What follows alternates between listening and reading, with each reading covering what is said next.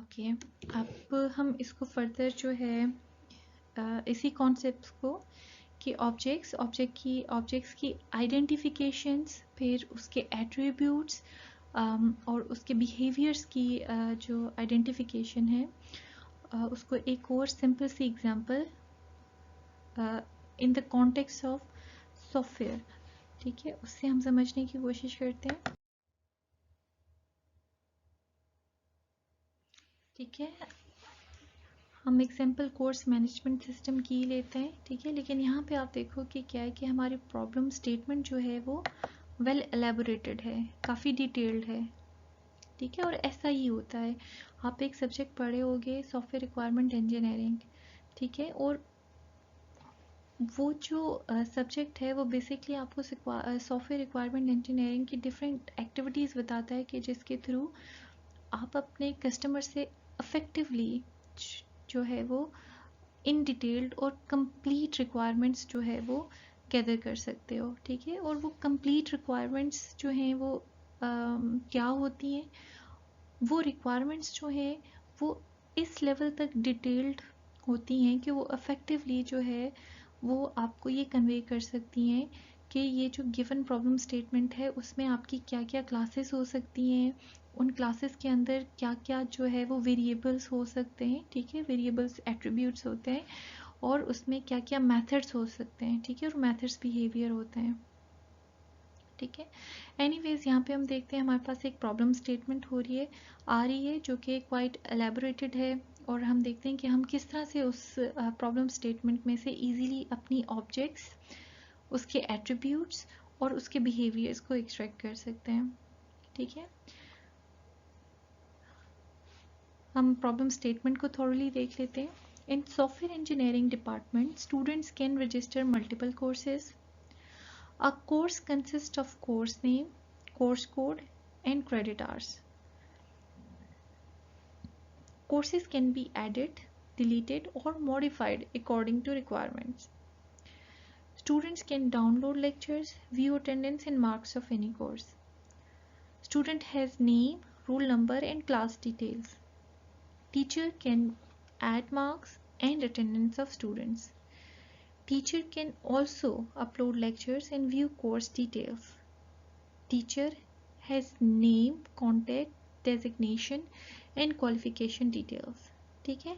अब ये क्या है, ये हमारी प्रॉब्लम स्टेटमेंट है जो बेसिकली हमने डिज़ाइन की अपने कस्टमर के साथ इंट्रैक्शन के बाद, प्लस जिस तरह से जो है वो रियल वर्ल्ड में ये कोर्स मैनेजमेंट सिस्टम जो है वो वर्क कर रहा है, ठीक है, उसकी बेस पे हमने ये अपनी प्रॉब्लम स्टेटमेंट जो है वो एक वेल डिफाइंड सी प्रॉब्लम स्टेटमेंट हमने क्रिएट की, ठीक है। अब नेक्स्ट हम देखते हैं कि हम किस तरह हम इस प्रॉब्लम स्टेटमेंट को यूज़ करते हुए हम इजीली अपना ऑब्जेक्ट ओरिएंटेड मॉडल जो है वो डिज़ाइन कर सकते हैं।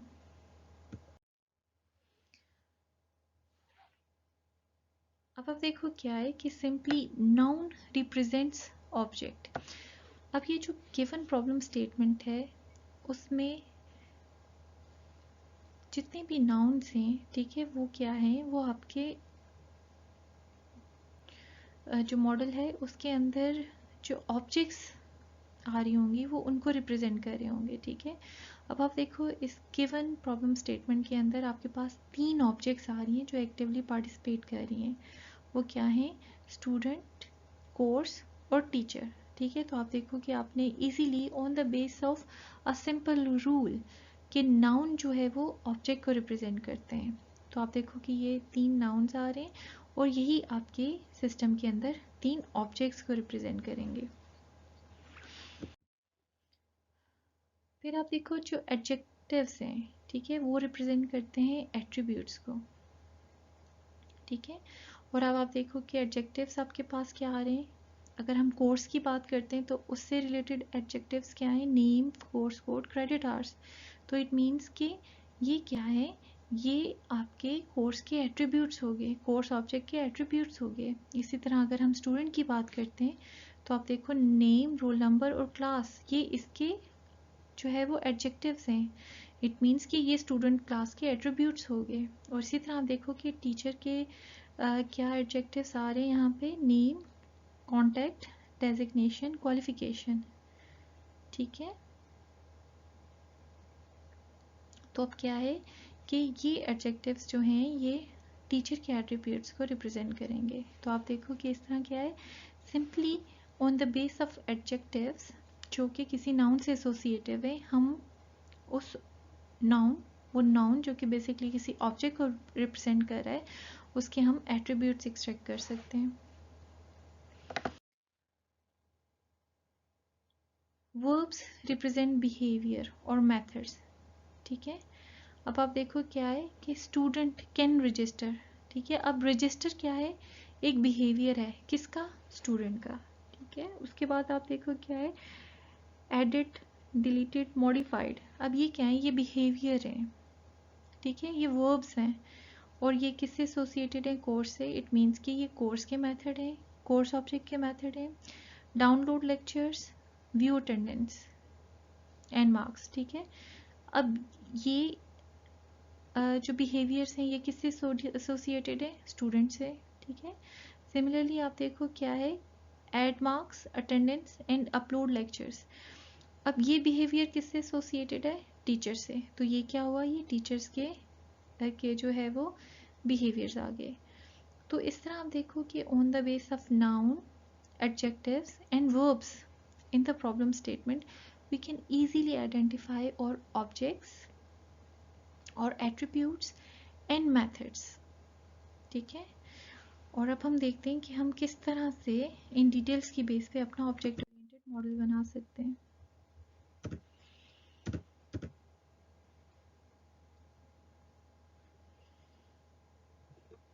ठीक है, अब आप देखो कि ये हमारा ऑब्जेक्ट ओरिएंटेड मॉडल आ गया, ठीक है, जिसमें आप देखो क्या है कि हमारे पास एक टीचर का ऑब्जेक्ट आ गया, ठीक है, और हमने प्रॉब्लम स्टेटमेंट से ही उसके एट्रीब्यूट्स निकाल लिए और उसके हमने बिहेवियर निकाल लिए, ठीक है। और इस केस में देखो उसकी आइडेंटिटी हमने जो है वो CNIC रख दी। अगेन कोर्स का ऑब्जेक्ट आ गया, इसके ये एट्रीब्यूट्स आ गए, इसका ये बिहेवियर आ गया और ये इसकी आइडेंटिटी आ गई। स्टूडेंट हमारे पास ऑब्जेक्ट आ गया, उसके एट्रीब्यूट्स भी हैं, इसके अपने बिहेवियर भी हैं और इसकी ये आइडेंटिटी भी है। और आप देखो कि ये ऑब्जेक्ट्स जो हैं उनका फिर हमने इस तरह से डायरेक्टेड लाइंस के साथ हमने उनका इंट्रैक्शन शो कर दिया, ठीक है। और हमने क्या किया, हमने अपना ऑब्जेक्ट ओरिएंटेड मॉडल जो है वो क्रिएट कर दिया, ठीक है। तो आप देखो कि कितना जो है वो इजीली हमने गिवन प्रॉब्लम स्टेटमेंट से यूजिंग सर्टेन रूल्स हमने जो है अपना ऑब्जेक्ट ओरिएंटेड मॉडल जो है वो डिज़ाइन कर लिया, ठीक है। और अब देखो कि इसमें क्या है कि वो जो हम बात करते हैं ना मॉड्यूलेशन की, तो वो किस तरह से है कि टीचर से रिलेटेड सारे वेरिएबल्स जो भी हम यूज़ करेंगे, ठीक है, ये जो एट्रीब्यूट्स होते हैं ये फाइनली आपकी क्लास के अंदर एज अ वेरिएबल एक्ट कर रहे होते हैं।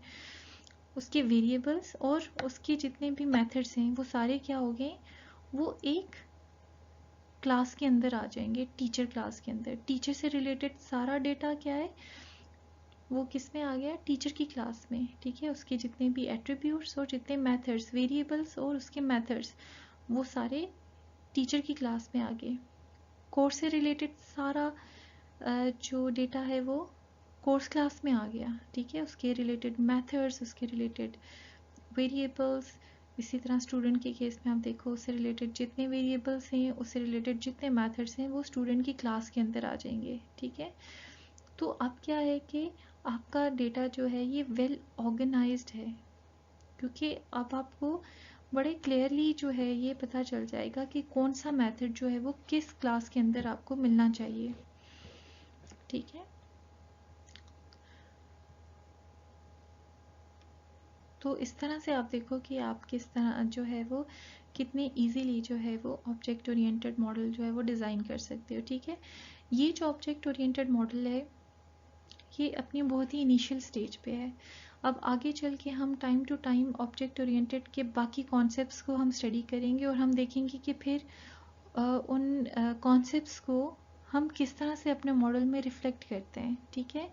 और इनफैक्ट ये जो हम अपना एक जर्नल मॉडल बनाते हैं, फिर इसकी एनालिसिस करते हुए ही हमें पता चल जाता है कि कौन सी क्लासेस में हमें ऑब्जेक्ट ओरिएंटेड के जो है वो कौन से फीचर्स अप्लाई करने चाहिए, ताकि हम ज़्यादा बेहतर तरीके से जो है वो कोडिंग सोल्यूशन जनरेट कर सकें, ठीक है। लेकिन एनीवेज ये जो है ये हमारा फर्स्ट स्टेप होता है ऑब्जेक्ट ओरिएंटेड मॉडल में, कि हम क्या करते हैं कि हम अपनी गिवन प्रॉब्लम स्टेटमेंट में से वैलिड ऑब्जेक्ट्स को एक्सट्रैक्ट करते हैं, ठीक है, और उनको फिर इस तरह से, ठीक है, इस तरह से एक क्लास डायग्राम के अंदर शो कर देते हैं, ठीक है। अब आगे नेक्स्ट लेक्चर में हम इन डिटेल पढ़ेंगे कि किस तरह से ये जो हमने अभी ऑब्जेक्ट ओरिएंटेड मॉडल बनाया है, ठीक है, इसमें से हम किस तरह से फिर जो है इसको हम अपने कोड में ट्रांसलेट करेंगे और किस तरह से हम क्लासेस बनाएंगे, ठीक है।